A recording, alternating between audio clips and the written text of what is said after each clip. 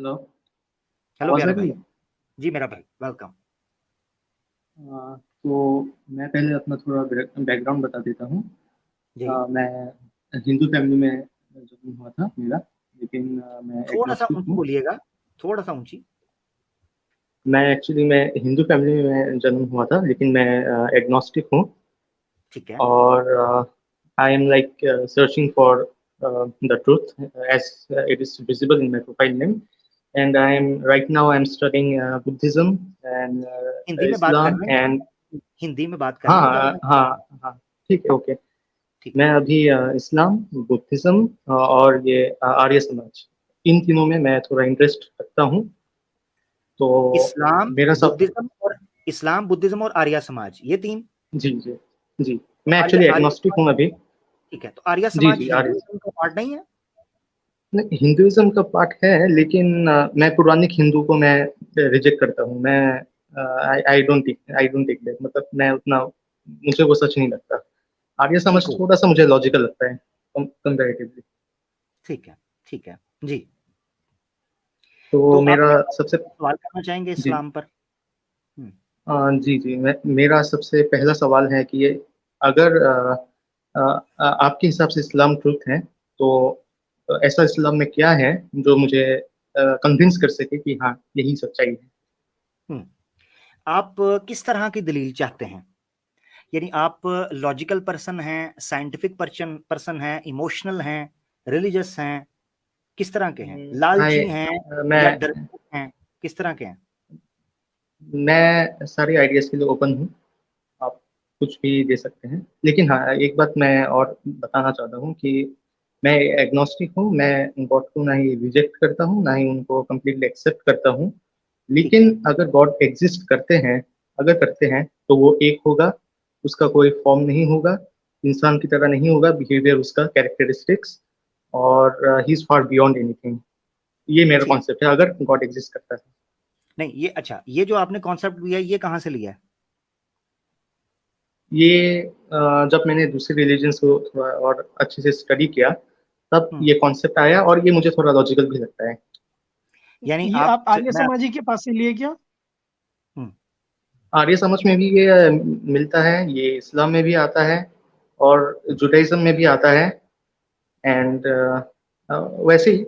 और ये एक, मतलब आप देखिए तो लॉजिकल पर्सपेक्टिव से भी अगर आप देखें, तो I think so it is, मतलब क्वाइट कन्विंसिंग। ठीक है, ठीक है।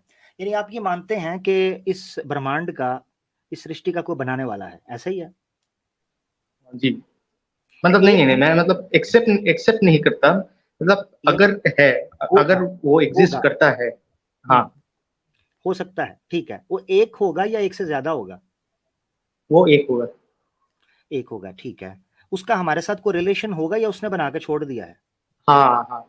मैं मानता हूँ अगर वो एग्जिस्ट करता है, तो वो अपना मैसेज जो है, अपना साइंस एंड सिम्टम्स जो है उसके एग्जिस्टेंस का, वो जरूर भेजेगा, तो किसी ना किसी फॉर्म में। ठीक है। वो फॉर्म जबरदस्त। किसी इंसान की शक्ल में, यानी किसी मैसेंजर की शक्ल में भी हो सकती है? हो सकता है। ठीक है, सही है। तो अगर वो किसी मैसेंजर की शक्ल के अंदर हो सकती है, तो दैट मीन्स उस मैसेंजर की बात को मानना भी जरूरी होगा। क्योंकि ऑब्वियसली अगर अगर आप कहते हैं कि उसकी तरफ से हो सकता है, तो दैट मीन्स अगर वो गॉड की तरफ से या उस क्रिएटर की तरफ से है, जो कि आपके अगर अगर एग्जिस्ट करता है, तो उसने भेजा है, तो दैट मीन्स उसकी बात मानना जरूरी है। क्योंकि अगर वो है और उसने का ही मैसेज है, तो वो बहुत इंपॉर्टेंट है कि उसको लिया जाए, उसको माना जाए। ऐसा ही जी, है? जरूर जरूर। हाँ, मैं मानता हूँ। जबरदस्त, जबरदस्त। अच्छा, एक और चीज बताइएगा, चूंकि वो हमारा क्रिएटर है, और अगर वाकई वो है, तो वो हमारा क्रिएटर है, और अगर वो हमारे बारे में कुछ बता रहा है, हमारे बारे में कुछ बोल रहा है, तो ये ऑब्वियस सी बात है कि अगर वो है, तो ऑब्वियस सी बात है कि वो हमें हमसे ज्यादा बेहतर तरीके से जानता है। ऐसा ही होगा? हाँ, ठीक है, यस। ऐसा ही, ठीक हो गया। अच्छा, अगर उसका ताल्लुक हमारे साथ है और वो मैसेज भेज रहा है, तो कोई तो रीजन होगी ना, वो ये रिलेशन कायम करना चाह रहा है। वो रीजन क्या लगती है आपको? एग्जैक्टली मैं ये नहीं बता सकता, क्योंकि मैं मतलब अभी भी गॉड को एक्सेप्ट नहीं करता वैसे। नहीं नहीं, अगर हो, मैं तो अगर मान के चल रहा हूं, मैं आपके साथ इस वक्त आ चुका हूं, अगर हो हम्म, और वो ये रिलेशन करना चाहे कि वो किसी मैसेंजर को, किसी आदमी को भेजे जिसके जरिए वो ये बात करवाए, उसके पीछे रीजन क्या, पॉसिबल रीजन क्या हो सकती है? पॉसिबल रीजन यही हो सकती है कि अपने एग्जिस्टेंस को दिखाने के लिए कि हाँ मैं एग्जिस्ट करता हूँ, तुम्हें एक पर्पस के लिए तुम्हें क्रिएट किया गया है। तो उसके लिए तो उसको किसी मैसेंजर को भेजने की जरूरत नहीं है, वो हर इंडिविजुअल को बता सकता है, उसके दिल में बात डाल सकता है, इज ऑल पावरफुल, राइट? हाँ हाँ, यस यस। तो फिर हाँ, तो फिर मैसेंजर को भेजने की जरूरत है। इसका मतलब ये है, जो मुझे समझ आया, कि अगर वो वाकई है और अगर वाकई उसने को मैसेंजर भेजा है, तो मैसेंजर तभी भेजा जाता है जब वो बहुत इंपॉर्टेंट और बहुत ही क्रिटिकल सिचुएशन हो, नॉर्मल सिचुएशन नहीं। अगर बात सिर्फ उसके मानने की होती ना कि वो एग्जिस्ट करता है, तो वो, उसको क्या परवाह है? इतना बड़ा वो क्रिएटर है, अगर वो है तो इतना बड़ा है, उसको क्या परवाह है कि छोटे से गोले के ऊपर को मुझे मानता है कि नहीं मानता, या मेरी एग्जिस्टेंस को मानता है कि नहीं मानता, उसको तो कोई परवाह नहीं होनी चाहिए। यानी अगर वो है, तो एक छोटे से गोले के लोगों के पास अपना मैसेंजर सिर्फ इसलिए भेजना कि मैं हूं, दैट्स इट, तो मेरा ख्याल है कि वो तो ये बिल्कुल भी नहीं करेगा, क्योंकि उसका तो टाइम वेस्ट होगा। ना मानो, उसका क्या जाता है? इसका मतलब है कोई और रीजन होनी चाहिए। कभी सोचा है कोई और रीजन क्या होगी? और रीजन नहीं, मैं अभी फिलहाल मैं मैं बताऊं? नहीं सोच पा रहा हूँ। हाँ, मैं बताता हूं। अब मैं भी आपकी जगह पर रखकर सोच रहा हूं। पॉसिबल है कि उसने ये सोचा हो कि यार, मैंने इनको बनाया है, मैं इनका क्रिएटर हूं, और इनके पास मैं मैसेंजर भेज रहा हूं, और उसके भेजने की वजह यह है कि मैं इनको यह बता सकूं कि मैं तो हूं ही हूं, मगर तुम क्यों हो। ज़ेटॉस समझ आई है? जी जी। यानी एक देखो ना, दो एस्पेक्ट हैं, एक एक सिक्के के दो रुख हैं, एक कॉइन के दो रुख हैं। एक रुख ये था जिस पर हम दोनों इकट्ठे हो गए, वो ये रुख था कि वो ये बताना चाहता है कि वो है, मगर मैं कह रहा हूं ये तो बड़ा एक, उसके लिए तो कोई टेंशन की बात ही नहीं है, उसको ना मानो, उसका क्या है, वो ब्रह्मांड का बनाने वाला है। मगर वो ये बताना चाह रहा था कि तुम जो कीड़े की तरह रेंग रहे हो, तुम क्यों हो, ये बताना जरूरी था। जी और जी जी, इसके लिए, मैं एग्री हाँ, करता अब देखो लॉजिकल होने लगा है। ज़ेटो जरा देखना, मेरे साथ चलना, पिक्चर अपने सामने रखो जो मैं तुम्हें इमेजिन करवा रहा हूं। हूँ। जी जी जरूर। अब इस, अगर ये लॉजिक सामने रखे ना, तो फिर मुझे मैसेंजर के आने की लॉजिक भी समझ आती है, क्योंकि वो मैसेंजर इंसानों में से ही होगा, तभी वो हमें ये बता सकेगा कि तुम क्यों हो और कैसे रहना है। अब ये है लॉजिकल पॉइंट। क्योंकि अगर वो जी जी मिसाल पर, अगर अल्लाह ने या क्रिएटर ने, अगर वो है, आपके साथ चल रहा हूं, अगर वो है और उसने सिर्फ ये बताना होता कि मैं हूं, तो वो किसी एंजल को या किसी बादल पे बड़ा बड़ा लिख देता, बिजली से या मट्टी से लिख देता, या बड़े पहाड़ पर लिख देता। मगर जीते जागते मैसेंजर को भेजकर ये कहना कि सिर्फ मैं हूं, मजा नहीं आता।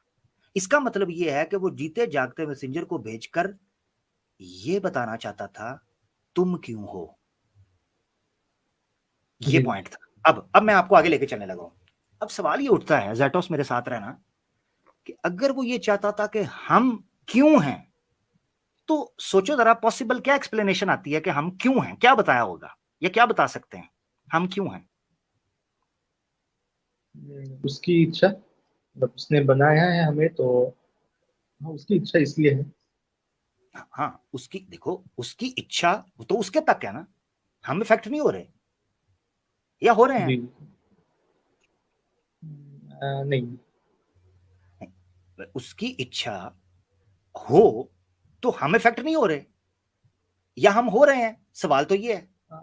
मगर मकसद ये कहने का है कि उसकी इच्छा से बढ़कर मैं अपने अंदर एक इमोशन या एक इच्छा फील करता हूं, जिससे मुझे पता चलता है कि उसकी इच्छा तो ये थी कि वो मुझे बनाए, मगर उस इच्छा के अंदर एक इच्छा थी जो छुपी हुई है। अब सवाल ये है कि मिसाल के तौर पर वो एक मैसेंजर को भेजते हैं, और मैसेंजर आपको कहते हैं कि आप हो, और आप इस लिए हो। अब हमें पॉसिबल सिचुएशन सोचनी है कि वो क्यों हो। मैं ये सोचता हूं एक मिनट के लिए कि अगर वो वाकई है और इतनी प्यारा ब्रह्मांड उसने बनाया है, ऑल पावरफुल, ऑल नोइंग है, ऑल इंटेलिजेंट है, तो जरूरी ये है कि उसने हमें किसी मकसद के लिए, पर्पस के लिए बनाया हो, यानी पर्पसलेस नहीं हो सकता। यहां तक तो आप साथ जी है ना, जी कोई ना कोई मकसद होगा ना। यानी जी ज़ैटोस जी खुद सोचो, आप मोबाइल लेते हो उसके पीछे कोई रीजन ही होती है ना, या घर में रखने के लिए लेते हो, यूज करने के लिए। खाना लेते हो तो भूख लगती है तभी लेते हो, यानी कोई रीजन होती है। तो मैं कॉमन सेंस की बात करते हुए ये कह रहा हूं कि अल्लाह ये क्रिएटर जो है अगर है तो वो हमसे तो बेहतर ही होगा, और अगर हमसे बेहतर होगा तो दैट मीन्स उसके इस हमें बनाने में हमारे लिए कोई ना कोई रीजन तो होगी। उस रीजन के लिए जी उसने जी मैसेंजर भेजे। अब हम आगे बढ़ने लगे हैं, आगे बढ़कर ये सोचने लगे हैं कि उसके मैसेंजर जब आए तो कोई पैगाम लेकर आए। अब हमें यह ढूंढना है कि किन लोगों ने इस धरती के ऊपर मैसेंजर होने की बात की। उन्होंने ये कहा कि मैं उस ईश्वर की तरफ से आया हूं जिसने तुम्हें किसी मकसद के लिए, किसी पर्पस के लिए बनाया है। अब यहां से हमारा वो जर्नी और हमारा सफर और हमारी तपस्या शुरू होगी, और हम सोच में पड़ेंगे कि हमें किस मकसद के लिए भेजा था। अगर ज़ैटोस अपने उस होने का मकसद पता करना है तो तुम्हें पलटना पड़ेगा उन लोगों की तरफ जो ये क्लेम करते हैं कि वो ईश्वर की तरफ से हैं। सिंपल। अब हमारे पास शॉर्ट लिस्ट मौजूद है। शॉर्ट लिस्ट है बुद्ध मत, आर्य समाज और इस्लाम, ऐसे ही है। जी ठीक है, आर्य समाज और बुद्ध मत से आप पूछिएगा, आपने मुझसे इस्लाम का पूछा है, अब मैं आपको इस्लाम का बता जी दूंगा। ठीक है, अब देखें, याद रखें, अगर वो है जैसा कि आप मान के चल रहे हैं, अगर वो है तो यह भी जरूरी है कि उसका मैसेज सबके लिए एक हो, वो भेदभाव नहीं करेगा। मानते हैं? जी हाँ, क्योंकि हम सब उसके लिए एक हैं, तो वो भेदभाव नहीं करेगा। जब वो भेदभाव नहीं करेगा तो उसका मैसेज सबके लिए एक होना चाहिए। अब आसान तरीका यह है कि जितने लोगों ने क्लेम किया है कि वो ईश्वर की तरफ से हैं, कम से कम इन तीन में से बुद्ध मत, आर्य समाज और इस्लाम, ये आपके सामने है, इनमें से जी हम जी सिमिलैरिटीज को इकट्ठा कर लेते हैं। सिमिलैरिटीज जिसको कुरान ने भी एक्सप्लेन किया है। औज़ बिल्लाहि मिनश शैतानिर रजीम, तालौ इला कलिमतिन सवाइम बैनना व बैनकुम। सिमिलैरिटीज की तरफ आओ जो हम सब में एक जैसी हैं, यकसा हैं, क्योंकि वही क्लियर कर सकेगा कि ये ईश्वर का ही पैगाम है, ये सत्य का पैगाम है, क्योंकि सब में एक ही सिंगल ट्रेट मिलेगा। बाकी तो समय गुजरने के साथ साथ बदलते जाएंगे ना, तो ये एक आपको मिलेगा। अब मजे की बात यह है कि जितने धर्म उठाएं सब में यूनानिमसली तौहीद यानी मोनोथीज्म, एक खुदा का वहदहू ला शरीक का तसव्वुर आपको टॉप पे मिलता है, जैसे आपने आर्य समाज का कहा। ठीक है, जी मोनोथीस्टिक वो अलग बात है, आर्य समाज के साथ हमारे डिफरेंसेस क्या हैं, मगर मैं आपको, क्योंकि आपने उन चॉइसेस को सामने रखा है, तो मैं टेबल पर आपकी चॉइसेस को सामने रखकर मैं आपको समझाना चाह रहा हूं। तो वहदहू ला शरीक का कॉन्सेप्ट आ गया, इस्लाम इस कॉन्सेप्ट को मानता है। मैसेंजर का कॉन्सेप्ट आपने खुद अभी कहा कि अगर वो है तो जरूर वो किसी ना किसी तरह रिलेशन करेगा। उस कॉन्सेप्ट को कहते हैं नबूवत, रसालत का कॉन्सेप्ट, प्रॉफिटहुड। इस्लाम के अंदर वो है, क्या आर्य समाज के अंदर है? अगर है तो वेरी गुड। क्या बुद्ध मत के अंदर है? अगर है तो वेरी गुड, वरना इस्लाम के अंदर है। अब जब वो मैसेंजर आया तो उस मैसेंजर ने कुछ पैगाम पहुंचाया। इस्लाम के अंदर वो पैगाम मौजूद है कुरान की शक्ल के अंदर। अब सवाल ये उठता है कि वो पैगाम क्या था? वो पैगाम सिंपल ये था कि तुम्हें ये जिंदगी एक मकसद के लिए दी गई है। वमा खलकतुल जिन्न वल इंसा इल्ला लियअबुदून। तुम्हें तख्लीक किया गया था कि तुम सरेंडर करके अपनी सक्सेस के लिए आगे बढ़ोगे और इस नियत के साथ जिंदगी गुजारोगे कि तुम्हें ईश्वर के सामने खड़ा होकर इस जिंदगी का जवाब देना है। ज़ैटोस, एक मिनट के लिए सोचो, अगर अकाउंटेबिलिटी का तसव्वुर ह्यूमन सोसाइटी के अंदर से निकाल दिया जाए, ये जंगल बन जाएगा। आज मैं इंसान इसीलिए हूं क्योंकि मुझे पता है कि कल को मुझे पुलिस या अदालत पकड़ सकती है, वरना मैं तो क्रिमिनल बन जाऊंगा। किसको शौक नहीं क्राइम करने का या गलत चीजें करने का? बहुत सी चीजें हैं जो आपको कंट्रोल में रखती हैं। यही वजह है कि जो इस्लाम ने कहा कि सेंस ऑफ अकाउंटेबिलिटी पैदा करना, कि आपके सामने ये चीज पेश की जाएगी कल क़यामत के दिन। अब दुनिया की सबसे बड़ी हकीकत है इंसान का मृत्यु, इंसान का मर जाना, उसके प्राण के निकल जाना। ऐसे ही है ज़ैटोस, दुनिया में बड़े बड़े लोग आए, उनके प्राण निकल गए, उनकी मृत्यु हुई, वो इस जहां से चले गए। सवाल ये उठता है, आपके सामने दो चीजें हैं।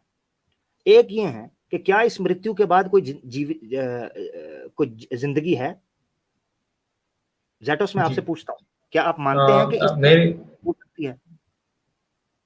देखिए, मैं एक चीज़ मानता हूँ, एक चीज़ मैं क्लियर कर देता हूँ कि या तो इस दुनिया में सारे रिलिजन्स झूठे होंगे या फिर एक रिलिजन सच्चा होगा, जितने जबरदस्त। मेजर रिलिजन्स हैं उनमें से। हुँ। और मरने के मैंने बाद आपसे क्या सवाल होता पूछा, उस है? पे आ जाइए। रिलिजन को वो आपके बाद में लूँगा, अभी मेरे साथ जी, चलिएगा। जी, जी। मैंने सिंपल आपसे सवाल पूछा, आप हाँ। ये बताएँ कि क्या आप समझते हैं कि जो इस दुनिया के अंदर हमारी मृत्यु होगी, इसके बाद कोई ज़िंदगी है या नहीं? ये एक ऐसा टॉपिक है जो मतलब मैं कुछ कह नहीं सकता क्योंकि ये आपको भी नहीं पता, ना ही किसी और को पता है। मतलब मैं ये उस एक ऐसी चीज़ है जो किसी को नहीं पता। हाँ, ठीक है। असल में मैं आपसे जो पूछना चाह रहा था उस पे आते हैं। हम अभी तक पॉसिबिलिटी के ऊपर बात कर रहे हैं, अगर वो है। मैं ये पूछना चाह रहा हूँ, अगर ये, उसकी मैं मिसाल आपको देता हूँ। अगर ये ज़िंदगी हो सकती है, इसके बाद भी हो सकती है, ऐसे ही है? हाँ, हो हो सकता है। सकती है। तो मैं इसको यानी रिजेक्ट ये नहीं हो करता। एग्ज़ैक्टली हाँ, तो मैं पॉसिबिलिटी के ऊपर, अगर ये ज़िंदगी हो सकती है, तो क्या खबर इसके बाद भी हो सकती है? ये कोई मसला तो नहीं है? हो सकता है। अच्छा, तो इसलिए वो मैसेंजर जो आता है, वो आपको ये बताता है कि ये ज़िंदगी आपका इम्तिहान है और इसके मरने के बाद आप एक इम्तिहान देने के बाद ईश्वर के सामने पेश किए जाओगे और जो अमल, जो कर्म करोगे, उसके हिसाब से आप चीज़ पाओगे। ये वो जी, फिलॉसफी है। अब ये सिंपल फिलॉसफी के अंदर अगर कहीं आपको कोई लॉजिकल फ्लॉ, कोई इशू नजर आता है, वो आपने रखना है। अगर आप वो इशू ना रख पाए, तो दैट मीन्स कि ये जो पूरे का पूरा सिनेरियो मैंने आपके सामने रखा है, ये लॉजिकल भी है, रैशनल भी है। जी, जी। लेकिन जी एक मैं कुछ पूछ सकता हूँ आपसे? जी जी बिल्कुल, कोई इशू है इस हवाले से तो आप पूछें, बिल्कुल। मैंने अपना सिनेरियो रख दिया। कि मुझे इस्लाम के जो जस्टिस वाला कॉन्सेप्ट है, उससे मुझे थोड़ा-सा प्रॉब्लम है। वो अगर आप थोड़ा समझा सकें अच्छे से। कौन सा जस्टिस वाला? मतलब अ, एक नॉन मुस्लिम को जो है बस उसके बिलीफ के लिए उसको पूरे लाइफ में मतलब इटर्निटी के लिए उसको हेल में डाला जाता है। इस हाँ कॉन्सेप्ट ठीक, से मैं मतलब एग्री नहीं कर सकता। ठीक है, ठीक है। अच्छा, मुझे एक, मैं आपको एक चीज बताता हूं। अगर ये सवाल आपका तब ठीक बनता जैटोस, कि अगर एक बिलीवर को या एक नेक करने वाले को इटर्नली हेवन के अंदर नहीं डाला जाता और सिर्फ इटर्नल हेल होती, तो मैं आपकी बात से एग्री करता था। दूसरी ऑप्शन भी मौजूद है। एक बिलीवर, आप, मैं एक चीज आपको बताता हूं, एक बिलीवर वो ये एडमिट करता है कि हम उसके कानून को मानते हैं, उसकी धरती में रहते हैं, उसकी दी हुई जिंदगी पे चलते हैं, वो इसको एडमिट कर रहा है, उसको प्रेफर करें। जी, जी। चोर को और एक इनोसेंट को हम बराबर नहीं कर सकते। अब जो कह रहे हैं आप कि वो इस ईश्वर की बात को मानता ही नहीं है या ईश्वर को नकार देता है, तो ये ऐसे ही है जी, कि जी। आप उसकी धरती में, उसकी जगह पर रहते हो, उसको चैलेंज कर रहे हैं। इसीलिए वो इस चीज के ऊपर वो आपको इटरनली रखता है और उसका राइट है। उसकी वजह मैं आपको बताता हूं, क्योंकि वो भी आपको एक बिलीवर होने के तौर पर इटरनल हेवन में भी रखता है। जी, जी। अगर वो सिर्फ लेकिन इटरनल हेल में रखता होता, तो बिल्कुल आपकी बात ठीक होती। मैं एक केस ला सकता हूँ मतलब एक फिक्शनल केस कि सपोज़ मान लीजिए कि कोई मुसलमान है और वो किसी हिंदू लड़की का रेप करता है, ठीक है? रेप करके मर्डर कर देता है और बाद में उसको पकड़ लिया जाता है, उस मुसलमान लड़के को पकड़ लिया जाता है और सपोज़ उसको पनिशमेंट वगैरह दिया जाता है। उसके बाद उसने रिपेंट किया, उसने माफ़ी माँगी और उसके बाद उसकी डेथ हो गई, उस लड़के की भी। तो अभी इस्लाम के हिसाब से आखिरत में कौन जन्नत जाएगा और कौन जहन्नम जाएगा? हाँ, ये आप समझ आपको रहे हैं पता है, मैं क्या पूछना चाह रहा हूँ? हाँ मैं समझ गया हूँ, मैं समझ गया हूँ। आपको पता है, जिस मुसलमान लड़के ने किसी भी इनोसेंट लड़की का, हिंदू हो, मुस्लिम हो, लेट अलोन क्रिश्चियन हो, कोई भी हो, उसको साइड पे रख दें, रेप किया तो उसकी सजा क्या है रेप की? अ, मतलब आफ्टर लाइफ में कि दिस लाइफ में? नहीं, इस दुनिया में आप रिपेंट करें, इस दुनिया में क्या सजा है? अभी वो डिपेंड करता है कौन से कंट्री में आप हैं। इंडिया नहीं में तो तो नहीं नहीं नहीं, ऐसे नहीं, जस्टिस इन इस्लाम की बात कर रहे हैं ना। अगर तो आप जी, कह रहे जी, हैं वो जी। रिपेंट करेगा चला जाएगा, तो ये आप जस्टिस इन इस्लाम की सोसाइटी, पहले सोसाइटी को समझ लें, यहां भी समझ लें और मैं आफ्टर लाइफ भी समझाता हूं। यहां की सजा क्या है? अगर इस्लामिक स्टेट या इस्लामिक कंट्री में, जहां पर शरिया लॉ है, अगर कोई मुसलमान किसी लड़की का, चाहे वो हिंदू हो, ईसाई हो, मुसलमान हो या क्रिश्चियन हो, किसी लड़की का रेप करता है, या लेट अलोन एथियस्ट हो, उसका रेप करता है, क्या सजा है? मौत। मौत है। बिल्कुल, थैंक यू, ठीक है, थैंक यू। उसको उड़ा दिया जाएगा, जब उसको मौत की सजा दे दी जाएगी। यहां हो गया फैसला, ठीक है। अब आएगी आखिरत। यहां पर आपको जस्टिस मिला उस औरत को कि उसका रेप हुआ, उसकी गर्दन उड़ा दी, ठीक है ना। उस लड़की को उसने रेप करके मारा, उसकी गर्दन, यार इवन रेप किया, सिर्फ मारा नहीं। यहां पर इस्लामिक लॉ ने अपना जस्टिस दिया। पूरी दुनिया के अंदर रेप की सजा, अभी रिसेंटली बात हुई थी, मैं खुद भी इररेलेवेंट इंफॉर्मेशन ही देना चाहता वापस। अब आखिरत में आ जाते हैं। आखिरत के अंदर दो चीजों की बुनियाद के ऊपर होगा मामला, दो चीजों की बुनियाद के ऊपर। एक है आपका अकायद और एक है आपके अमाल, यानी एक आपके बिलीफ और एक है आपकी प्रैक्टिसेस, आपका कर्म, आपका कार्य क्या है। जी जी। जहां तक ताल्लुक है उस लड़के का कि जिसने रेप किया, ठीक है, उसने रेप किया, अगर वो दुनिया में अपनी सजा पाने के बाद वहां जो उसने अमाल किए हुए थे वो अमाल इस्लामी शरीयत के मुताबिक, यानी वो शिर्क नहीं करता था या वो दूसरी चीजें नहीं करता था या वो दूसरे मामलात नहीं करता था, तो उस बंदे को सजा देने के बाद उसके गुनाहों की जन्नत में दाखिल कर दिया जाएगा। और अगर वो लड़की शिर्क करती थी, ठीक है, पॉलिथीस थी, शिर्क करती थी, तो जो नेक अमाल उसने किए हैं उस नेक अमाल के एवज उसको कंपनसेट करके उसको जहन्नम के अंदर डाल दिया जाएगा, उसके उस अमल की वजह से। इसकी मिसाल आप समझें, आप कैसे, यानी एक चोर अपनी चोरी को सिर्फ इसलिए जस्टिफाई कर ले कि उसके साथ किसी दूसरे ने ज्यादती की हुई है। मिसाल के तौर पर मैं आपको बताता हूं, ज़ैटोस, मैं आपके घर इसलिए चोरी करता हूं क्योंकि मेरे घर सैम भाई ने चोरी की है, ये ठीक होगा? नहीं। नहीं। मेरे घर चाहे लाख लोग चोरी कर लें, मुझे बहरहाल चोरी नहीं करनी किसी सूरत भी, क्योंकि ये क्राइम है। मैं कंप्लेन कर सकता हूं, चोरी नहीं कर सकता। इसी तरीके से इस चीज को समझें कि एक लड़की जिसके साथ रेप हुआ है उसके साथ गलत हुआ है, मगर उसके उस रेप जिसके साथ हुआ है उस गलती की वजह से उसके उस क्राइम को, जो एक अलग सूरत हाल है, एक अलग स्टोरी है, उसको कंपनसेट बैलेंस नहीं किया जाएगा। जी जी जी, आपने आपने ये बिल्कुल सही कहा। मतलब yes yes, it's the most logical answer मैंने आज वो हाँ, पाया है। Thank you, thank you. अब मिसाल के तौर पर एक मर्डरर है, वो किसी का मर्डर करता है और वो ये मर्डर करने के बाद वो ये कहता है कि चूंकि मेरी बेटी का रेप और मर्डर हुआ था लिहाजा मुझे थोड़ा सा कंपनसेट कर दिया जाए। तो जज उसको कहेगा वो केस अलग है, ये केस अलग है। तुमने जो क्राइम किया है तुम्हें उसकी सजा मिलेगी, मगर जो क्राइम उसने किया है उसको उसकी सजा मिल जाएगी। इस तरीके से बैलेंस हो जाएगा। एक और चीज मैं आपको समझाना चाहता हूं, वो ये है, कुरान में अल्लाह ताला ने कहा है, देखें, एक सिंपल डिमांड थी। ज़ैटोस, मैं एक और ना आपसे बड़ी सिंपल सी और बड़ी सिंसियर सी बात पूछना चाहता हूं। ज़ैटोस, अगर मैं आपको बता दूं कि एग्जाम आपका होने लगा है और उसमें एक क्वेश्चन है जो कंपलसरी है, मैंडेटरी, अगर इसमें आपने 10 आउट ऑफ 8 ना लिए, आपके दूसरे जितने भी क्वेश्चंस होंगे जो आपने आंसर किए होंगे, जितने भी अच्छे लिखे हों, यार उसमें आपको फायदा नहीं होगा, नुकसान हो जाएगा। तो ज़ैटोस, क्या मैं आपके साथ सिंसियर या लॉयल या आपके लिए हमदर्द नहीं हूं, वेल विशर नहीं हूं कि मैं आपको पहले बता रहा हूं कि इस सवाल के अंदर कोई सुस्ती नहीं चलेगी, इसको आप कंप्लीट कीजिएगा। जी ऐसा जी, ही है, आपने सही सही कहा ना? तो जी ज़ैटोस, उस अल्लाह ने, अगर वो है, अभी मैं उसी उसी पॉसिबिलिटी के अंदर घूम रहा हूं जहां मैं आपके साथ अभी जिस गली में मैं आपके साथ सब वॉक कर रहा हूं उसी में चल रहा हूं, इमेजिनरी, ठीक है। अगर वो है और उसने अपने मैसेंजर्स के जरिए ये बता दिया है कि कुरान में अल्लाह ताला फरमाते हैं सूरह मायदा की आयतों के अंदर, इन्नल्लाह यगफिरु, इन्नल्लाह ला यगफिरु अन युशरका बिही व यगफिरु मा दून ज़ालिका लिमन यशा, कि ज़ैटोस, दुनिया में कुछ भी करना वो क्राइम तो होगा, मगर तुमने अगर शिर्क कर लिया, याद रखना, फिर मैं दूसरी चीजों को बाद में देखूंगा, पहले मैं इस चीज पे पकड़ूंगा। अब मैं आपसे सवाल करने लगा हूं या मैं आपको समझाने लगा हूं कि क्यों, क्या वजह है कि इतनी बड़ी कायनात का मालिक है, उसको क्या इतना गुस्सा है कि वो शिर्क के ऊपर इतनी सख्त सजा दे देता है। जी, मेरा भी यही सेम सवाल था और यही चीज मुझे मतलब इस्लाम को कबूल करने से रोक रही थी। मैं उधर आने लगा हूं। अब आपने ना इसको बड़ा तसल्ली से सुनना जो मैं बात रखने लगा।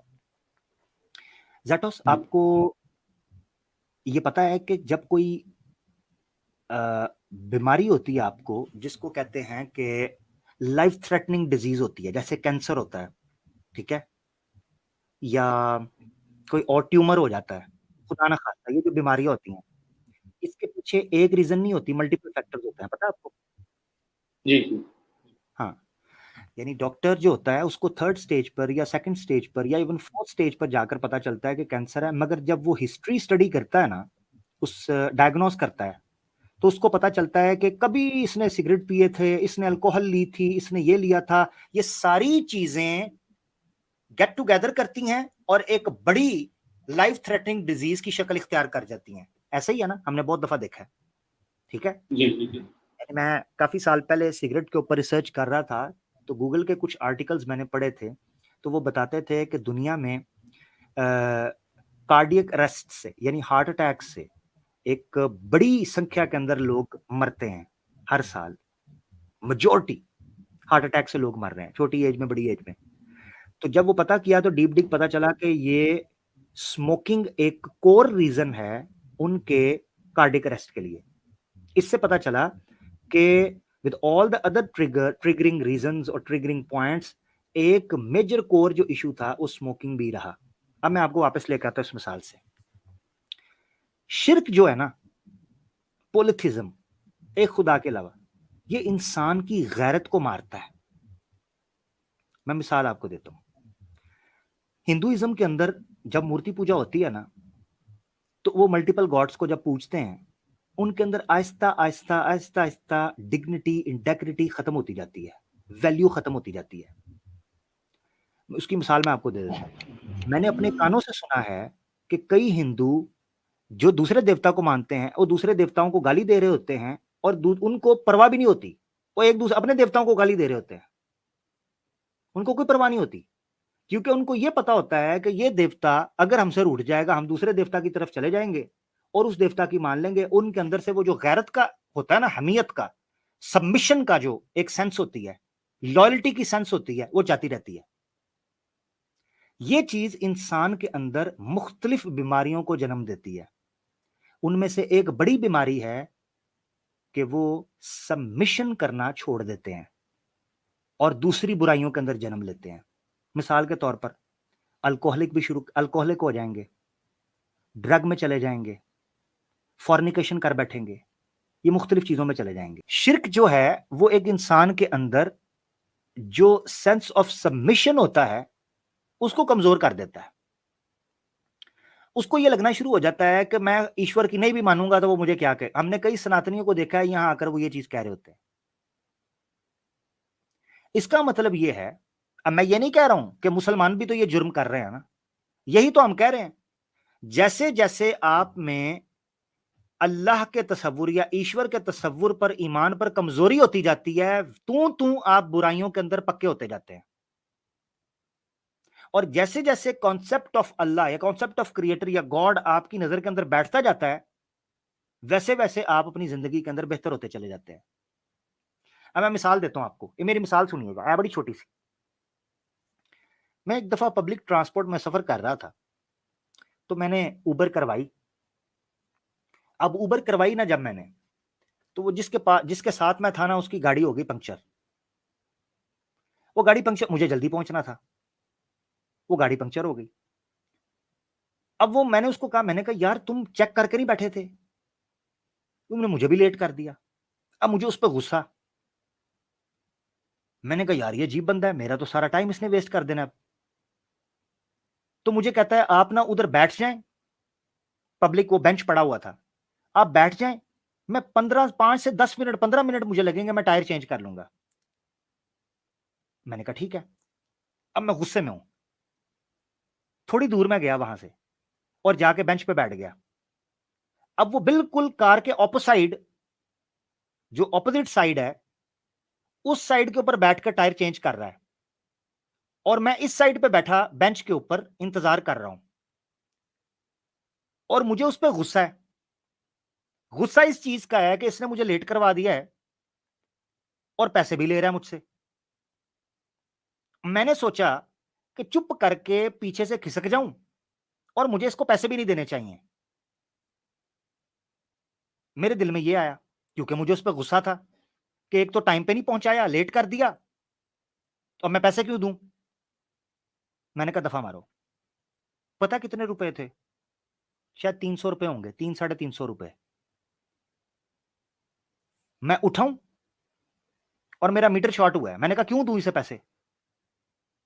मैं निकलने लगा हूं, 2 कदम चले हैं मैंने, 2 कदम, उधर ही रुक गए मेरे पांव। और पता मेरे दिमाग में क्या आया? मैंने कहा इसको तो पैसे नहीं दूंगा, कल कयामत के दिन अल्लाह की जात को जवाब क्या दूंगा। आज तो ये मुझे पकड़ नहीं सकेगा, कल अल्लाह के सामने जब ये मेरा गिरेबान पकड़ेगा कि इस बंदे को यहां से लेकर यहां तक मैं अपनी गाड़ी के पेट्रोल में लेके आया था, अपनी गाड़ी में बिठा के लेके आया था, टायर पंक्चर हो गया था और ये बंदा निकल गया था, इसने मेरे इतने पैसे देने थे, मैं कहां से पूरे करूंगा। मेरे पैर वहीं रुक जाते हैं, मैं पलट आकर बेंच पर वहां बैठ जाता हूं। जब आखिरत का खौफ आपके दिमाग के ऊपर आता है ना, और अल्लाह के सामने जवाबदेह होने की हकीकत आपके सामने खुल जाती है, फिर दुनिया व माफीहा की दौलत आपके पैरों पर पड़ी हो, खुले आसमान तले, जहां आपको कोई देखने वाला ना हो, आपका हौसला नहीं पड़ता कि आपको गलत काम कर सकें। अब मैं बैठा हूं वहां, मेरा गुस्सा ऐसे ठंडा हुआ है जैसे कभी था ही नहीं, और बल्कि उल्टा उससे प्यार से बात करना शुरू हो गया हूं। यार कोई बात नहीं, क्या कोई बात नहीं यार, हो जाता है, कोई बात नहीं, गाड़ी है, फिर क्या है, रिलैक्स हो गया।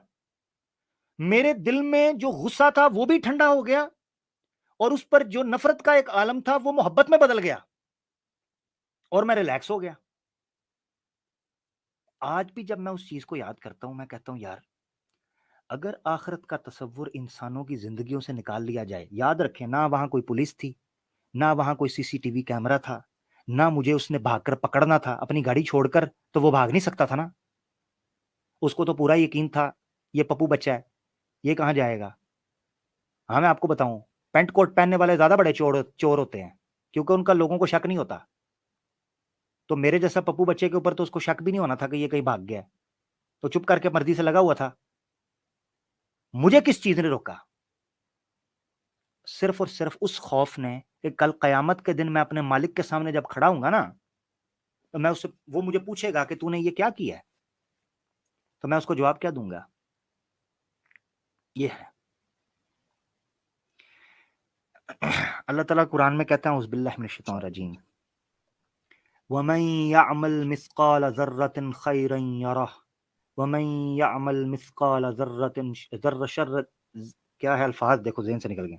वमन यअमल मिस्काल, देखो सूरह ज़ुलज़ाल की आखिरी आयत है, दिमाग से फिसल गई है। वमन यअमल मिस्काल, वमन यअमल, देखो जरा, कभी कभी आयतें निकल गई है।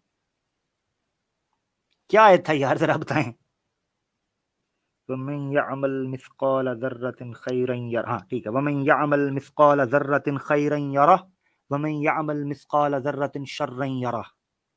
जो कोई एक मिस्काल जर्रा, राई के दाने के बराबर भी खैर करेगा, यरह, कल कयामत के दिन देख लेगा। वमन यअमल मिस्काल ज़र्रतिन शर्रन यरह, जो तुम में से शर करेगा एक राई के दाने के बराबर भी, यरह, वो कल कयामत के दिन उसको देख लेगा। तो जेटोस भाई, अगर अल्लाह की जात ने या क्रिएटर ने या उसके मैसेंजर ने हमें ये ना बताया होता कि ये क्वेश्चन मैंडेटरी क्वेश्चन है, अगर इसमें कोई हैंकी पैंकी हुई तो नहीं हो सकता, तो फिर तो मेरा गिला बनता था। उसने हमें बता भी दिया कि ये सिंपल एग्जाम है, पेपर आउट हो चुका हुआ है, उसकी तैयारी कर लें, इतनी सी बात है। और जब हम सरेंडर करते हैं ना, उसको समझना चाहिए। बाकी मैं जो मैंने काफी लंबे एक्सप्लेन किया, अगर आप पीछे चले जाएंगे तो मैं आप दोबारा उसको सुन पाएंगे। मैं ब्रीफली आपके सामने फटाफट रख देता हूं। जिस तरह मैंने एक बीमारी की, एक डिजीज की एक्सप्लेनेशन आपके सामने रखी कि उसके पीछे मल्टीपल फैक्टर्स होते हैं जो उस डिजीज को उस जगह पर पहुंचाते हैं कि वो लाइफ थ्रेटनिंग हो जाती है। पहले वो स्टार्ट होती है, छोटा सा दाना निकलता है, वो बढ़ते बढ़ते बढ़ते बढ़ते कैंसर बन जाता है, टांग काटनी पड़ती है, फिर वापस आ जाता है, बंदा मर जाता है। सवाल ये है कि इसी तरीके से शिर्क जो है ये उस कैंसर की तरह है जो स्टार्ट में छोटा सा दाना दिखाई देता है, बंदे को देखने में ये लगता है यार क्या है, ईश्वर इतने बड़े, उनको क्या, उसको नहीं पता। जैसे ही एक इंसान अपने मालिक के साथ शरीक ठहराता है ना, पार्टनर्स बनाता है, वैसे वैसे वो उसकी इंस्ट्रक्शंस को फॉलो करना छोड़ता चला जाता है, आहिस्ता आहिस्ता, खुद ब खुद। क्योंकि मिसाल के तौर पे जैटोस भाई, आप हो, मेरे मालिक हो आप, मिसाल के तौर पे मुझे पता है मैं एक कंपनी में काम कर रहा हूं जो जैटोस भाई ऑन करते हैं, और मुझे पता है कि जैटोस मेरा ऑनर है, मैं इसका एम्प्लॉई हूं, तो मैंने जनाब इसके पास जॉब कर रहा हूं और इसने मुझे मंथली सैलरी देनी करनी। आप जो मुझे बात किया करेंगे ना, मैं मानता चला जाऊंगा। कुछ अरसे बाद सैम स्टैलन जो है ना जनाब, वो पता चलता है कि जैटोस के वो बड़े भाई हैं, कंपनी के अंदर वो भी शेयर होल्डर है, और कुछ दिन के लिए जैटोस साहब जो हैं वो जनाब वेकेशन पे चले गए हैं, सैम भाई आ गए हैं। सैम भाई ने आके कंपनी संभाल ली। सैम भाई मुझे इंस्ट्रक्शन दे रहे हैं, अब मुझे लगा यार जैटोस के साथ तो मैंने बड़ी अच्छी बना ली थी, अब मुझे सैम के साथ बनानी चाहिए क्योंकि मैंने सैलरी भी बढ़ानी है और बोनस भी लेना है। मैं सैम के साथ बनानी शुरू कर देता हूँ। आप वापस आ जाते हैं। जब आप उस पोजीशन के ऊपर वापस आते हैं तो मुझे यह देखना पड़ता है कि सैम ज्यादा पावरफुल है या जैटोस। अगर सैम ज्यादा पावरफुल है तो मैं जैटोस की बातों को इग्नोर करना शुरू कर दूंगा, और अगर जैटोस ज्यादा पावरफुल है तो मैं सैम स्टॉर्म की बातों को इग्नोर करना शुरू कर दूंगा। मैं जैटोस को प्रेफर करूंगा। इससे क्या नतीजा निकलता है कि मैं आपकी कई इंस्ट्रक्शंस और कई रूलिंग्स को, कई डायरेक्शंस को मैं इग्नोर कर दूंगा, सिर्फ इसलिए कि मैं आपको इंपॉर्टेंस नहीं दे रहा। तो शिर्क सिर्फ और सिर्फ हाथ जोड़ के मूर्ति पूजा का नाम नहीं है। शिर्क आपकी पूरी की पूरी साइकोलॉजी को इफेक्ट कर देता है, आपका बिहेवियर इफेक्ट होता है उससे। यह वजह है। यानी ये एक ऐसी बीमारी है जो दिखने में छोटा सा दाना लगता है, मगर कुछ अरसे बाद ये कैंसर बनकर आपकी पूरी की पूरी साइकोलॉजी को तबाह कर देता है। इसीलिए कुरान में शिर्क करने वालों को शर्रुल बरिया कहा गया था, वर्स्ट ऑफ द क्रिएचर। क्योंकि कोई और मखलूक भी ये काम नहीं करती जो काम इंसानों ने अल्लाह के साथ, ईश्वर के साथ शिरक करने के साथ शुरू कर दिए। ये बड़ा जरूरी था हमारे मुसलमानों को भी समझना। यही वजह है कि कुरान में अल्लाह ताला ने खुद को कहा है कि क्या अल्फाज हैं अल्लाह के, वल्लज़ीन आमनू अशद्दु हुब्बन लिल्लाह, कि जो ईमान वाले होते हैं वो सबसे ज्यादा मोहब्बत अल्लाह के साथ करते हैं, क्योंकि अल्लाह उनको बताता है कि तुमने कैसे रहना है, कैसे जीना है, वही उनकी बेहतरीन जिंदगी होती है। जी भाई, काफी बात हो गई। भाई मेरा और एक छोटा सा सवाल था कि कहा जाता है कि अल्लाह जो है वो उन्होंने बनाया है क्योंकि हमें टेस्ट करने के लिए, है कि नहीं? क्या चीज करने के लिए? टेस्ट करने के लिए कि जी जी ये बंदा जी, जो है ना, हाँ तो ये बोलो लोग सवाल करते हैं कि टेस्ट बस वो बंदा करता है जिसको पता नहीं होता है कि वो कैसा परफॉर्म करेगा। हम्म हम्म तो इस हिसाब से मतलब ऐसा लगता है कि मतलब अल्लाह को या खुदा को पता नहीं है कि ये बंदा जो है ये ऐसा क्यों करेगा। अच्छा, क्या हर टेस्ट इसलिए होता है कि ये जानने के लिए परफॉर्म कैसा करेगा, या बाज टेस्ट ऐसे होते हैं जिनकी वजह से आपको कुछ लाइसेंस मिलना होता है जो आप वैल्यू करते हैं? मिसाल के तौर हाँ पर, हाँ। ड्राइविंग टेस्ट होता है आपका, ड्राइविंग लाइसेंस बना हुआ है आपका? नहीं अभी नहीं तो। नहीं बना। वो इसलिए नहीं होता कि ये जान सकें कि आपको रेस में ड्राइविंग कर पाएंगे कि नहीं कर पाएंगे, या ये जी होता है जी कि जी। आप पास करेंगे या फेल होंगे। नहीं नहीं नहीं, उनको इससे परवाह भी नहीं होती। उनको ये होता है अच्छे से गाड़ी चलाएगा, लाइसेंस देंगे, नहीं तो नहीं देंगे। ठीक है। अच्छा, उसमें जानने ना जानने की परवाह नहीं होती।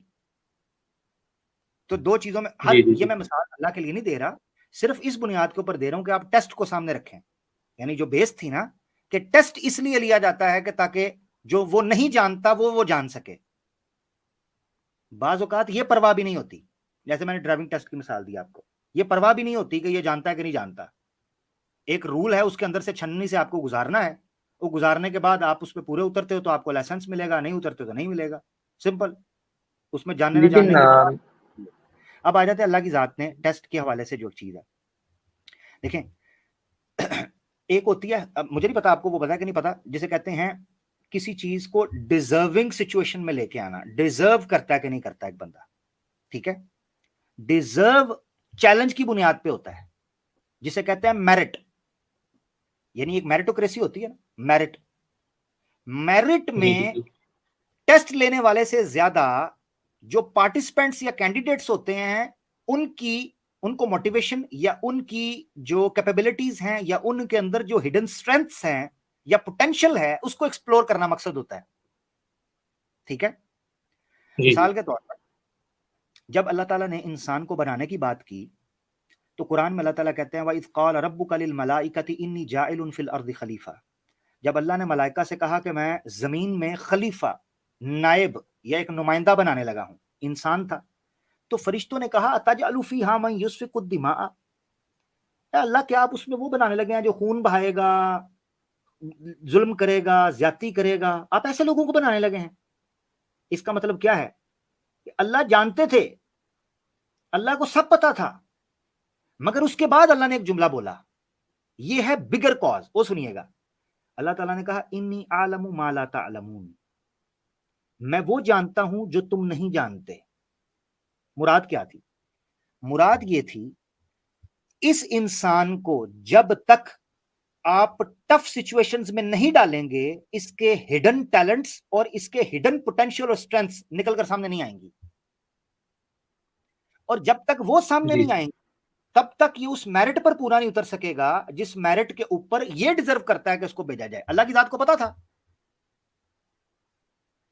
देखिए जी जी ये चीज समझना आपने। मिसाल के तौर पर एक टीचर होता है, वो टीचर सारा साल पढ़ाता है, सारा साल स्कूल में बच्चों को पढ़ाने के बाद या क्लास में बच्चों को पढ़ाने के बाद वो बता देता है कि ये बच्चा इतने ग्रेड लेगा, ये बच्चा फेल हो जाएगा। बेसिक सी इंफॉर्मेशन होती है। एक नॉर्मल से साधारण उस्ताद की, गुरु की ये कैपेसिटी है। जब हम ईश्वर की बात करते हैं जो ऑल नोइंग है, उसके पास, वो तो सर्वशक्तिमान है ना, उसके पास तो ऑल पावर है, ऑल नोइंग है। तो उसकी सिचुएशन जब वो ये टेस्ट रखता है ना, तो पर्दा जो जो, जो उसको कहता है पैराडाइम, वो शिफ्ट होता है हमारी तरफ। और वो इस बुनियाद पर होता है कि क्या हम उस मेरिट पर पूरा उतर रहे हैं जो वो हमसे तकाजा करता है या नहीं, ये जानना। उसमें हमें उस ओके मेरिट का ओके। करना पड़ता है, यानी उसको पहले से पता है क्या होना है, इसमें तो कोई शक नहीं। अब आप मुझे टेस्ट, लेकिन हाँ, तो हुज्जत एक तमाम और एक सवाल था जी जी कि इससे मैं ये भी आर्ग्यूमेंट लगा सकता हूँ कि अल्लाह को अगर पता था कि मैं जहन्नम में जाऊंगा, कोई इंसान जहन्नम में जाएगा, तो अल्लाह ने उसको बनाया ही क्यों? मतलब अल्लाह को जो है मर्सीफुल कहा गया है, as far as my information, कि मोस्ट मर्सीफुल, मोस्ट कंपैशनेट कहा गया है। तो मेरा सवाल ये है कि अगर उनको पता था कि मैं जहन्नम में जाऊंगा, तो उन्होंने मतलब बनाया ही क्यों मुझे? ठीक है, ठीक है। अब मैं आपको एक मिसाल से समझाता हूं। आपके मम्मी पापा हैं? जी अभी है ना, इंशाल्लाह। जी जी उनको कभी पूछिएगा कि आपको पता है कि हर जीव जो इस धरती पर आएगा उसको मृत्यु आनी है, तो आपने फिर भी मुझे पैदा क्यों किया? पूछिएगा जी कभी। जी उनको पूछिएगा कि आप देखते हैं हॉस्पिटल के अंदर कितने नौजवान एक्सीडेंट के जरिए, करंट लगने के जरिए, सुसाइड के जरिए, शूट हो जाने के जरिए और इसी तरीके से डिजीज के जरिए मर जाते हैं। फिर आपने मुझे इस धरती पे क्यों लेके आए? आपको भी पता था एक ना एक दिन मृत्यु होगी, मर जाएंगे। आप क्यों लेके आए मुझे? पूछिएगा कभी, वो आपको जवाब जी देंगे। जी। ये आपने लेकिन बहुत लॉजिकल आंसर दिया है। मैं अब ढूंढ रहा हाँ, था ये आंसर, आपने बहुत अच्छे से आंसर दिया, थैंक अब यू। मैं आपको एक और चीज बता देता हूँ इससे भी ऊपर। ये याद रखें, जब कोई अथॉरिटी रखता है ना, अथॉरिटी इस चीज के ऊपर कि उसके पास पावर है कि वो कुछ कर सके, उस सूरत हाल के अंदर ना आमतौर पर आपको मेंटली, मैं आपको बताता हूं, आप अभी, आपकी एज क्या है जैटोस, अगर आप बताना चाहो तो? मैं 20+ हूँ। 20+ है, इंशाल्लाह, ठीक है। अल्लाह ताला आपको लंबी उम्र दे और आप हेल्दी रहें। तो मैं आपको जो चीज़ अभी बताने लगा हूं ना, आपको आगे फायदा देगी, ठीक है। मैं आपसे एज में बड़े हूँगा इंशाल्लाह, तो मैं आपको बता रहा हूं। जी जी याद रखें, बहुत सी चीजों में जैटोस, इंसान अगर मेंटली प्रिपेयर ना हो तो डिसअपॉइंट होता है, हर्ट हो जाता है।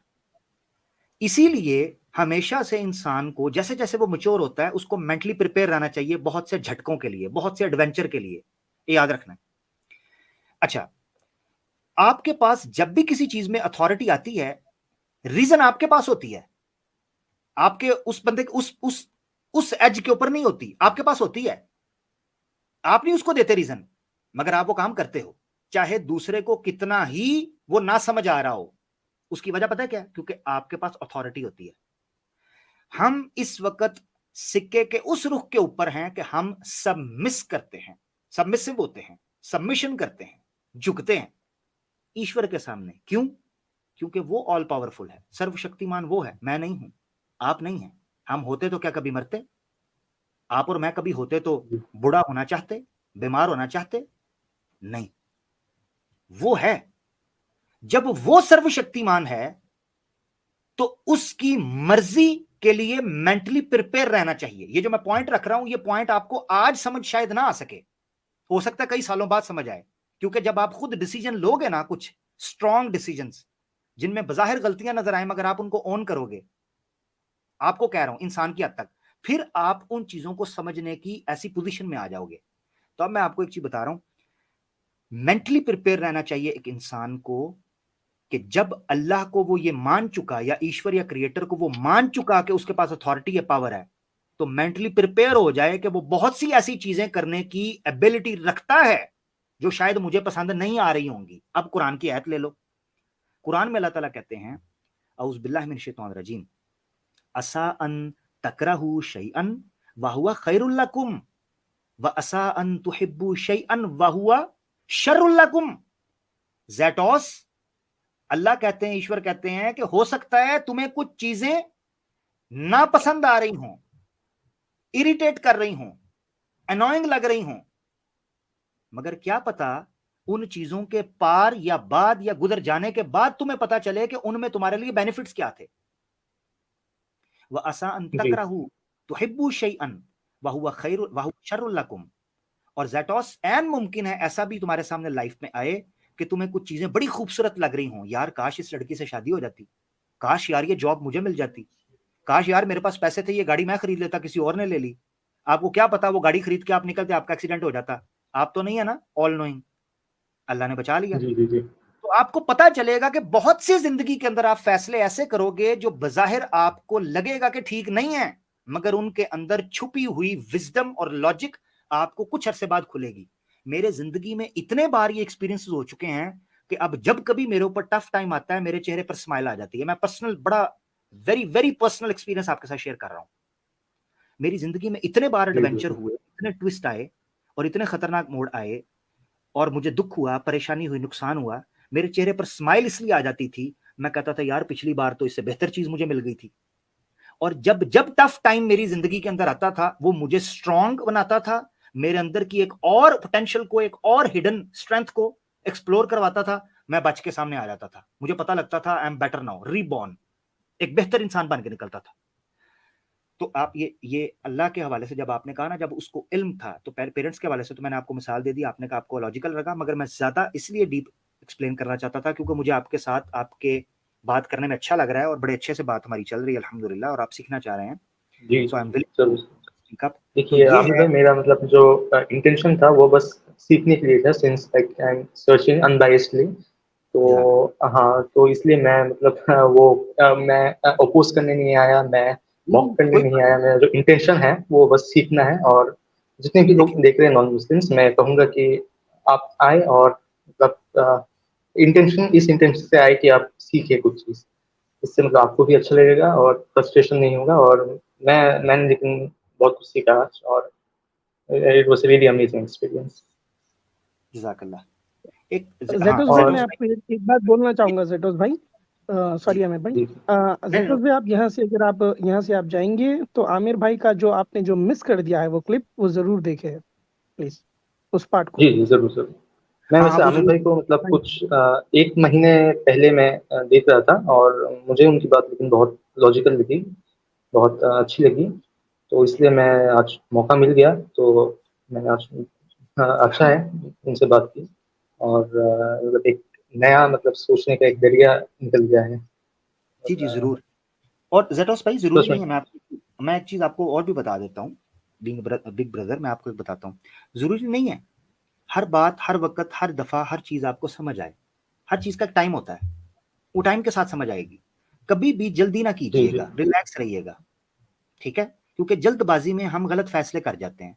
टेक योर टाइम, अपनी नीयत को सिंसियर रखें। मैं आपको एक चीज बताऊं, कुरान में एक आयत है, अल्लाह ताला फरमाते हैं औज़ु बिल्लाहि मिनश शैतानिर रजीम वल्लज़ीना जाहदू फीना लनहदियन्नहुम सुबुलना, कि अगर ज़ैटोस सच की सत्य की तलाश में निकला है, अल्लाह कहता है मैंने वादा कर रखा है उन लोगों के साथ कि मैं जरूर भी जरूर उनके लिए रास्ते खोलूंगा, उनको चीजें रोशन होकर एनलाइटन कर दूंगा, उनको नजर आना शुरू हो जाएंगी, उनके दिमाग की पट्टियां खुलनी शुरू हो जाएंगी, उनको सेटिस्फेक्शन हो जाएगी। असल क्या चीज है मैं आपको बताता हूं ज़ैटोस, ईमान क्या है? ईमान उस इत्मीनान और सेटिस्फेक्शन का नाम है कि जो इंसान के दिल के अंदर क्लिक करती है। ऐसे इतने इतने मुश्किल क्वेश्चंस होते हैं, आप बैठे होते हो, एक जुमला होता है ऐसे क्लिक, जिसको हदीस के अंदर अल्लाह के रसूल ने बयान फरमाया है, मन युरिदिल्लाहु बिही खैरन युफक्किहु फिद्दीन, अल्लाह जिससे मोहब्बत करने का इरादा कर लेता है, जिसके साथ भलाई का इरादा कर लेता है, युफक्किहु फिद्दीन, उसके दिल को खोलना शुरू कर देता है। क्या मतलब है? उसको चीजें समझ आना शुरू हो जाती हैं, मुश्किल गुत्थियां सुलझाना शुरू कर देता है। जी। ये है हकीकत, तो टेंशन नहीं कभी लेनी, तो टेक योर टाइम। जी। अगर नियत साफ है आप तो कभी जी नहीं करेगा इंशाल्लाह। आप और भी आगे भी स्ट्रीम करेंगे ना, मतलब ताकि मैं और बातें कर सकूं लाइव? जी जी आगे जी, भी और करेंगे? नेक्स्ट टाइम कह रहे हैं? हाँ जी, जी नेक्स्ट जी टाइम। जी जी जरूर जरूर, ये हुआ करेगा और आपने जरूर आना करना है। और कोई ऑब्जेक्शन कोई जी चीज जी हो जी, मुझे तो आप लेकिन सच में बहुत अच्छी लगी आज। जरूर, अगर आप मुझसे पर्सनल भी रब्ता करना चाहें तो मुझे बता दीजिएगा, मैं आपको लिंक दे दिया करूंगा इंशाल्लाह। ये मेरी ईमेल है, आप ये जी ले जी लें। और जी ज़ैटोस जी भाई थैंक यू। आप कह रहे हैं आपने कुछ अरसे सुनना शुरू किया, जबकि जो मेरा अंदाज है वो चीजें, आई होप आप इतने मैच्योर तो हैं, आप अंडरस्टैंड करते होंगे कि वो हर भाई के लिए नहीं जी है, जी ठीक है, क्या करें, जी जी हम लोगों से भिड़ रहे हैं उनके लिए वो है। बाकी आप हमारे भाई हैं, यू आर ऑलवेज वेलकम मेरा भाई, अपना जी। ख्याल रखिएगा। और मैं लास्ट में यही कहना चाहता हूँ कि मैं मतलब अभी मैं रेडी नहीं हूँ इस्लाम एक्सेप्ट करने के लिए, मैं अभी भी थोड़ा सीख रहा हूँ। जरूर मतलब कुरान और हदीस की भी कुछ ऐसी चीज़ है जो अभी मैं एक्सेप्ट नहीं करूँगा, मतलब एक्सप्लेनेशन थोड़ा मिल जाए तो अच्छा है। तो सिंस जरूर अभी बहुत रात हो गई है, अभी टाइम नहीं है, तो मैं नेक्स्ट टाइम आऊँगा। उम्मीद है आप जरूर आंसर करेंगे उन सबको। जरूर जरूर और जरूर, कोई भी सवाल आपका होगा इस्लाम के, मैं एक चीज आपको बता दूं, एक गलत फहमी फैला दी गई ज़ैटोस भाई, वो ये है कि मुसलमान जो हैं वो अल्लाह पर, अल्लाह के रसूल पर को सवाल करो तो कहते हैं जी सवाल नहीं कर सकते, फलाना नहीं कर सकते। हम ये चीज कहते हैं जी जी सवाल जी करें, हाँ ब्लास्फेमी सवाल करें, कोई भी एतराज है हदीस पर है, कुरान पर है, जरूर करें आप, वो करेंगे तो सीखेंगे ना। जी जी जी जी। बहुत शुक्रिया, ठीक है मेरा भाई। Thank you thank you. सुभान अल्लाह आमिर भाई, आपका ये जो एक्सप्लेनेशन है ना आमिर भाई, अल्लाह जज़ाय खैर दे आपको। ये जितना भी आपने ज़ैटोस भाई को एक्सप्लेन किया है माशाल्लाह, ये एक आई ओपनिंग आपकी एक स्पीच है और आपकी एक एक्सप्लेनेशन और जो आपने एग्जांपल्स दिए, मैं दुआ करता हूँ कि ये क्लिप सारे जितने सिंसियर एथिस्ट है दुनिया में, ये सारे सब सुने, ये आपकी जो आवाज है सारी दुनिया में पहुंचे ये क्लिप के थ्रू। आमिर भाई इसको पर्सनली आप एक क्लिप कर कर आप इसको प्लीज जरूर अपलोड कीजिएगा आमिर भाई। अल्लाह जज़ाय खैर दे आमिर भाई आपको।